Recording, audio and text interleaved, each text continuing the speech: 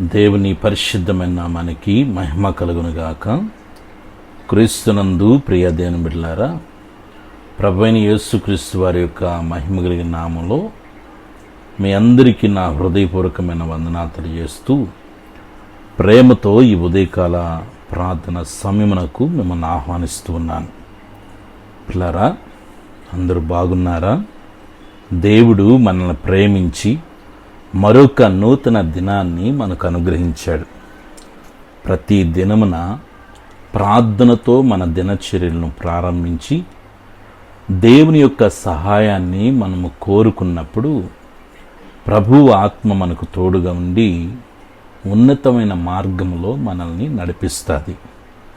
యెషయా గ్రంథము 43 అధ్యాయము 19వ వచనములో ఈ రీతిగా ఉంది, పిల్లారా, నేను అరణ్యంలో త్రోవ కలుగజేయుచున్నాను, ఎడారిలో నదులు పారజేయుచున్నాను అని అంటాడు. ఒక్కొక్కసారి మన జీవితాల్లో అరణ్యము లాంటి వాతావరణం ఏర్పడుతూ ఉంటుంది.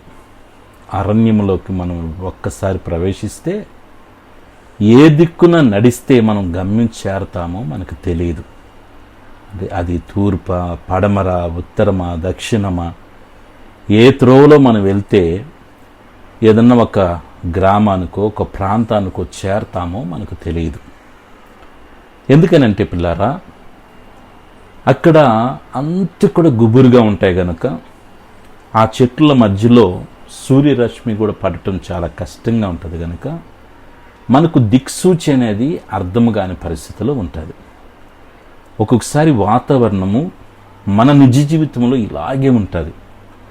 ఏదైనా ఒక సమస్యల్లో, కష్టంలో, బాధల్లో మనం ఉన్నప్పుడు ఏ త్రోవలో మనం వెళ్ళాలి, ఏ నిర్ణయం తీసుకోవాలి, ఏ అడుగు వేయాలి, ఏ అడుగు వేస్తే ఎట్టవుతుందో, ఏ నిర్ణయం తీసుకుంటే ఏమవుతుందో అని అర్థం కాని పరిస్థితిలో అయోమయముగా మనం నలిగిపోతూ ఉంటాం. పిల్లారా, బైబిల్ చెప్తున్న మాట ఏంటంటే, నీకు అర్థము కానిటువంటి అరణ్యము లాంటి వాతావరణం వస్తే అరణ్యములో త్రోవను కలుగచేయు దేవుడు నీతో మాట్లాడుతున్నాడు. సమస్యల్లో, చిక్కుల్లో కొట్టుమిట్టాడుతున్న నీతో దేవుడు మాట్లాడుతున్నాడు. నీకు దేవుడు త్రోవ చూపిస్తాడు, దారి చూపిస్తాడు, దిక్సూచిగా ఉంటాడు. అధైర్యపడబాకు. ప్రార్థన పూర్వకంగా దేవుని మీద నమ్మకముతో నీ దినచర్యలను ప్రారంభించు. దేవుడే సరైన త్రోవలో నిన్ను ఉన్నతమైన మార్గంలో నడిపిస్తాడు. God bless you. ప్రార్థన చేసుకుందాం.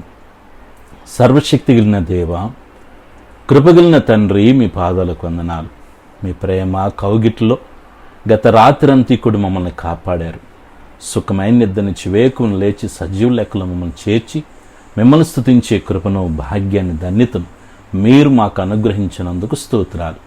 ఈ దినమంతా ఆరోగ్యకరమైన, సురక్షితమైన, సజీవమైన మీ రెక్కల చాటును మమ్మల్ని భద్రపరిచి మీ కృపాక్షేమాలు నిరంతరం మాకు తోడుగా ఉంచండి. ఏ ఒక్కరు ఏ శోధన ప్రవేశించకుండా ఆరోగ్యకరమైన మీ కృప కాపుదల తోడుగా ఉంచండి. బిడ్డల ప్రయాణాల్లో, వారి ఉద్యోగాల్లో, చదువుల్లో, వ్యాపారాల్లో, చేతి పనులన్నిటిలో మీరు తోడుగా ఉండండి.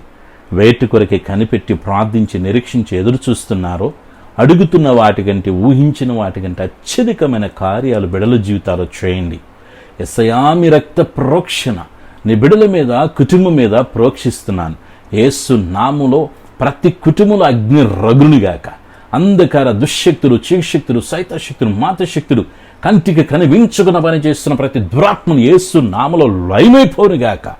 తండ్రి, నీ దివ్యమైన సన్నిధి బిడ్డలకు తోడుగా ఉంచి జయోత్సాహముతో ఈ దినమంతా బిడ్డల చెయ్యి మీరు పట్టుకుని నడిపించి అరణ్యము లాంటి ప్రదేశాల్లోనైనా దిక్కుతోచని స్థితిలో బిడలు ఉంటూ ఉండగా ఒక త్రోవ చూపించి గమ్యం చేర్చి మీరే మహిమ, ఘనత, ప్రభావాలు పొందుకోరమని, నా నీ యొక్క సన్నిధి దినమంతా తోడుగా ఉంచమని, బిడ్డల యొక్క ప్రతి అవసరతని మహిమైశ్వరంలో తీర్చమని, దేశ విదేశాల్లో ఉన్న మా బిడ్డలను దీవించండి. యేసయ్యా, ఈరోజు పుట్టినరోజు, పెళ్లి రోజు జరుగుతున్న బిడ్డలందరూ మీరు దీవించండి. ఆరోగ్యకరమైన మీరు రెక్కల చాటున భద్రం చేసి మహిమ పొందుకోమని సర్వశక్తిని యేసయ్య నామములో ప్రార్థిస్తున్నాను తండ్రి. ఆమేన్. మన పరమ తండ్రి అయిన దేవుని ప్రేమ, ప్రభును రక్షకుని యేసుక్రీస్తు కృప, పరిశుద్ధాత్మని పుణ్య సహవాసం ఇది మొదలుకు నిరంతరం దైవ సన్నిధి మనందరికీ తోడై ఉండునుగాక. Amen. Hallelujah. Praise the Lord. God bless you all.